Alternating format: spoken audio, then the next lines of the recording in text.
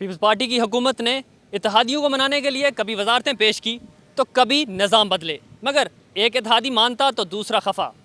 ANP ने local bodies ordinance पर एहतजाज किया, उस पर पार्लियामेंटेरियन क्या राय रखते हैं, आइए बात करते हैं। रात को 3 बजे उन्होंने ऑर्डिनेंस पास किया। उससे पहले हमारे साथ कमिटमेंट यही हुआ था कि हम कुछ नहीं देंगे, ये वादा किया था। जो वादा रात को 3 बजे और सुबह आके मैंने एहतजाज किया, तो क्यों डिले किया? डिले तो नहीं किया। जब तक हम अपने बात पे खड़े हुए, हमने पहले भी उसको बोला था कि हम इस चीज़ को नहीं मानते, क्योंकि ये जो कानून था हमारे हिसाब से आमिर का दिया हुआ कानून था और उसका बुनियाद झूठ पे रखा गया था।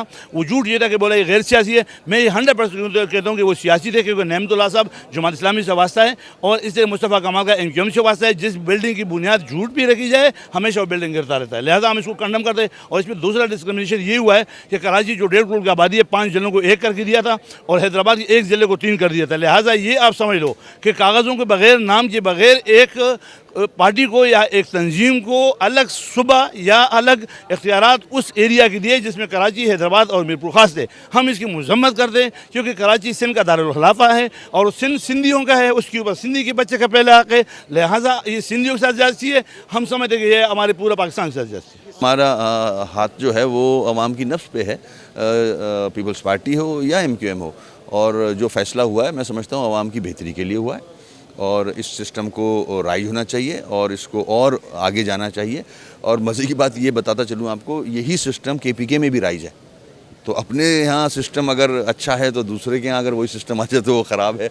लॉजिक समझ में नहीं आती, इलॉजिक बात की जा रही है। ये सारी पार्टीज़ अगर बैठेंगी मिल के और कोई कंसेंसस बनेगा कि कौन सा इलेक्शन पहले होना चाहिए, तो मैं समझता हूँ उस वक्त तक का इंतज़ार किया जाए।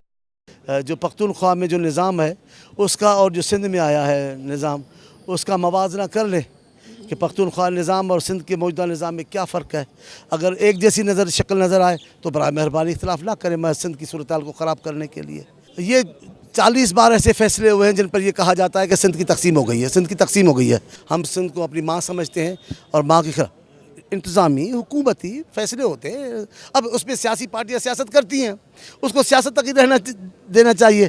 ऐसा माहौल पैदा न करें कि हमारे सूबे भी हालात ख़राब हो जाएं और फिर हम उनको कहेंगे कि ये हालात आपने ख़राब किए, अगर कोई नुकसान है तो आपने पहुंचाया है। तो बल्दियाती ऑर्डिनेंस जो सिंध में लेके आए हैं, मेरा ख्याल है कि इन दोनों पार्टियों ने मिल के आपस में सिंध को तकसीम करने का आगाज़ किया है। जिस तरह को माल गनीमत नहीं होता जो आपस में बांटा जाता है, इस तरह सिंध को ये इस तरह सिंध के साथ सलूक कर रहे हैं। वहाँ पे सिंधी जो लोग बसते हैं, दूसरे लोग वहाँ पे जो दूसरी कौमियतें बसती हैं, इनके आपस के तल्लुकात को इतना नुकसान पहुँचेगा इससे कि मैं समझता हूँ कि चंद दिन के इक़्तिदार के लिए जो है मुल्क को इस तरह तबाह व बर्बाद, उसकी वहदत को, उसकी यूनिटी को इस तरह तबाह व बर्बाद करना जो है, ये मुल्क के ख़िलाफ़ जो है एक बहुत बड़ा जुर्म और गुनाह है। मैं समझता हूँ कि हमें तमाम पार्टीज़ को कंसेंसस के साथ ये बल्दियात का जो भी सिस्टम हमें बनाना चाहिए। बाकी फैसले लीडरशिप के हैं, लेकिन इस वाला से तो ANP के तहफ़्फ़ुज़ात हो सकते हैं, दूसरी और जमातें हैं, Q लीग है। तो इसमें मैं समझता हूँ सिर्फ़ एक पार्टी के साथ अगर ये इत्तेहाद और ये चीज़ें, ये उन पार्टीज़ को ज़रूर सोचना चाहिए।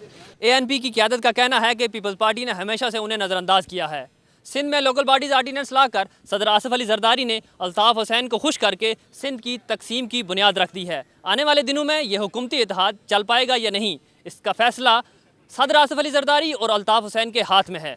कैमरामैन वसीम खोखर के साथ असरार अहमद राजा, चैनल 5 इस्लामाबाद।